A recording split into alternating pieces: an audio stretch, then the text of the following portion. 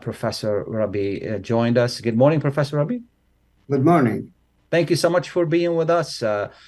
Professor Mohamed Rabie is a distinguished professor of international politics, political economy. He authored 46 books in Arabic and English, and the winner of the State of Palestine Lifetime Achievement Award for intellectual publication. We are glad that you're with us, and we're going to be talking about the debt ceiling and how the debt ceiling, what it means, and how does it affect your life. We're having this issue in the United States with the debt ceiling. And what are we talking about? We're talking because Congress controls the budget and he funds the activities of the government. They have agreed long time ago to have a ceiling for the debt.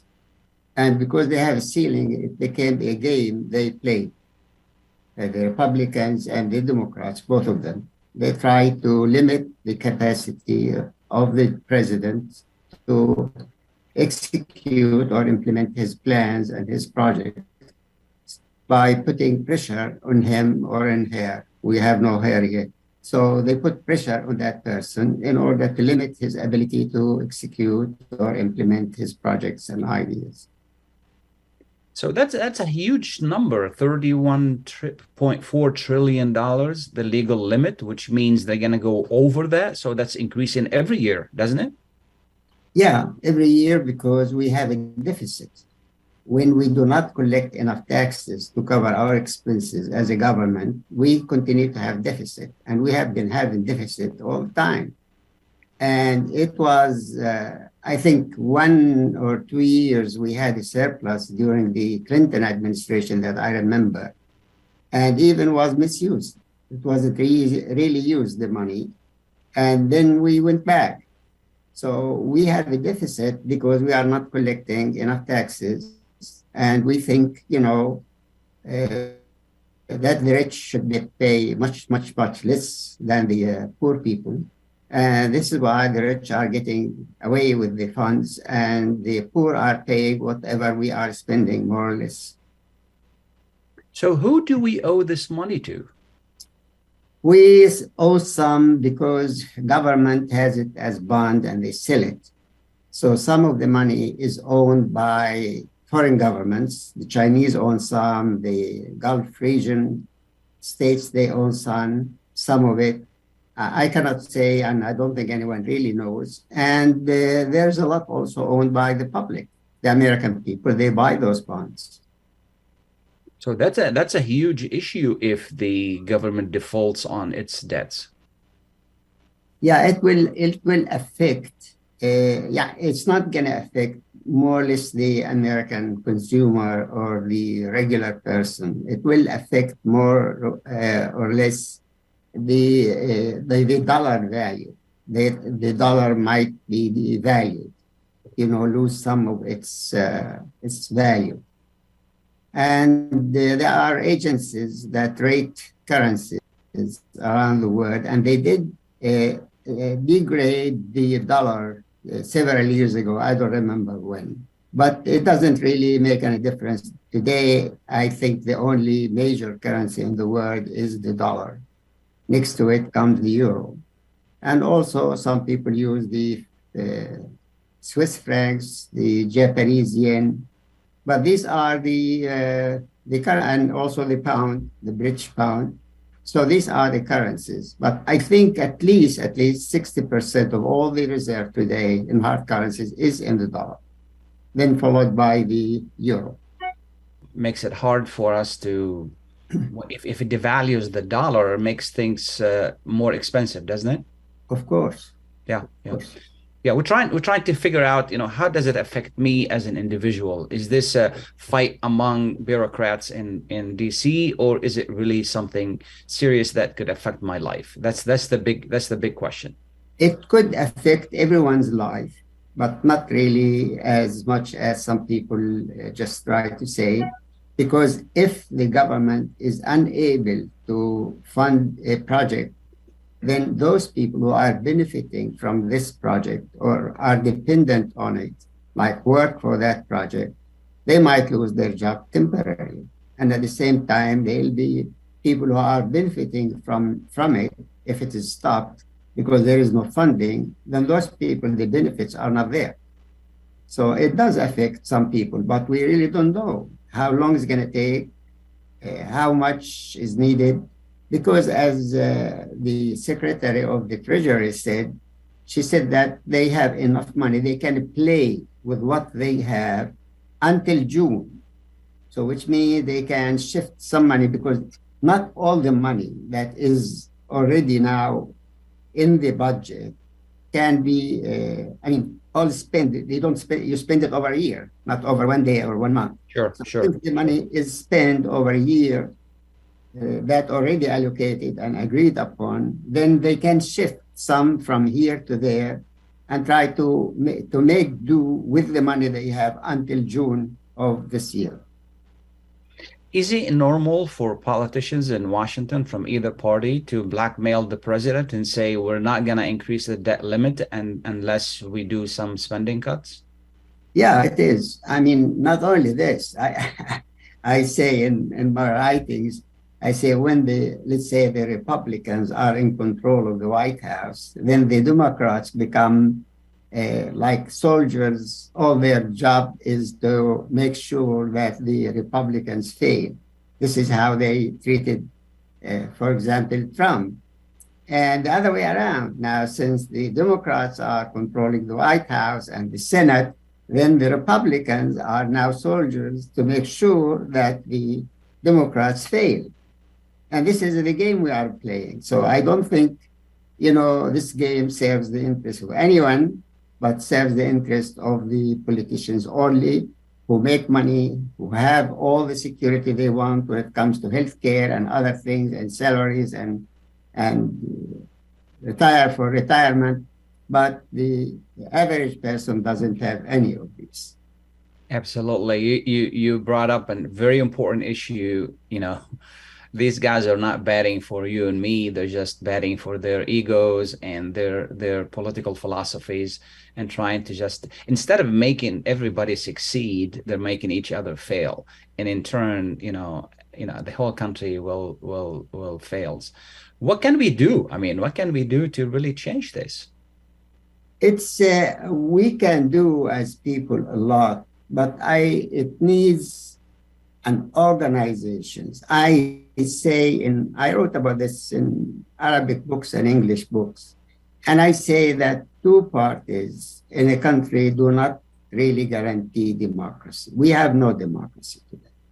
We have a game that we play, we call it democracy. If you want to have it, you have to have a third party, a credible third party that can give the people a choice. And when you have a third party that can speak, that speaks really for the people, then things will start changing, because neither the Democrats nor the Republicans speak for all the people, or even 50% of the people. No, even both together don't. A lot of people who vote, they don't vote, let's say, for Biden, they voted against Trump. Exactly. And to be honest with you, I was one of them. Okay. I would not have voted for Biden if there was somebody else reasonable in the. Yeah. But I always say we are voting for the least bad person or the least bad policy, not for a good one. Yeah. Is the media doing a good job of explaining the issue, or are they just being like a referee in this nasty fight? I don't really think they do it. They talk about it as a slogan, more or less. They blaming one party or the other. But I didn't hear anything. I listen only to the public radio to tell you the truth. I don't listen to anything else. Absolutely. Yeah. There are ideas. For example, I have a plan, fully developed plan, to repay all the debt of all nations in practically one single day at no cost to a government, to a taxpayer, to a bank, or to anyone. And in the process of this, there will be 4 different funds that will be created as a result of my plan. And one of them is for sustainable development. The other one is for education. These are global funds. Each one will be capitalized at $2 trillion. The third one, I call it humanitarian fund. And the last one, I call it sustainable economic development fund.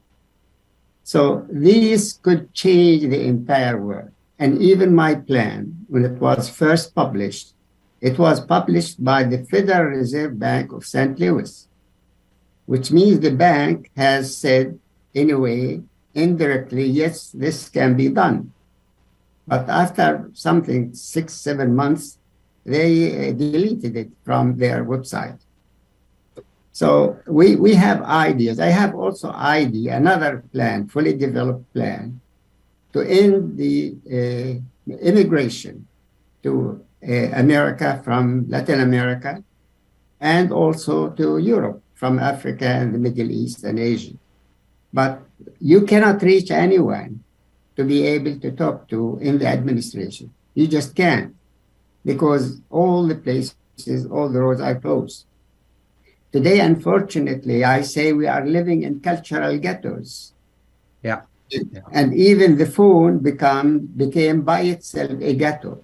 There are people, probably not less than 1 billion people around the world are living in their phones. Yeah. They get the news, the music, they buy through it, and all the nonsense, they get it from there, and they waste their time, and they become less social. Professor Rabie, where can we read more about these plans that you have? Well, I can send it to you if you like. I have, yeah. And they are I have a new book that is being considered by Palgrave Macmillan to publish. I call it The Future for All, in which I provide plans to reconstruct, to restructure the political, economic system and the education system and the healthcare system in America. Wonderful. Yeah, look forward to read it. I look forward to read it. I hope it will be published. When you publish it, I look forward to read it. In the meantime, I would love to read about the plans you have, and I promise you, I will post them on my site as well, michigan.com. Now, I have only 1 minute left. Final thoughts, Professor Rabie. Well, I think what happened in California 2 days ago, the massacre, and what happened in places like North Carolina when people go and try to stop the electricity going to the people. I think we are entering in America a stage which I call it probably the first stage of anarchy. And I don't see the government doing enough to really address this issue. And this is really a sad thing if it's going to happen. I'm not concerned about myself, but I'm concerned about all the young people, including my grandchildren. What is their future when we have anarchy like this one? And all this is because no one is saying, let us get rid of all the guns. Absolutely. The guns issue, it should have stopped a century ago.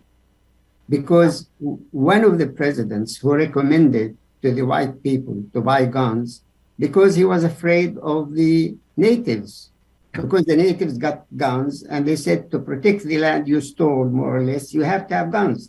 Now, since the natives are not fighting, we should have stopped these guns. Absolutely. It's a great topic, and I think we should, you and I should explore it in a future segment. Professor Rabie, I thank you so much for taking the time to be with us. I really appreciate your time. And I so look forward to reading your plans and your new book when it comes out. Thank you.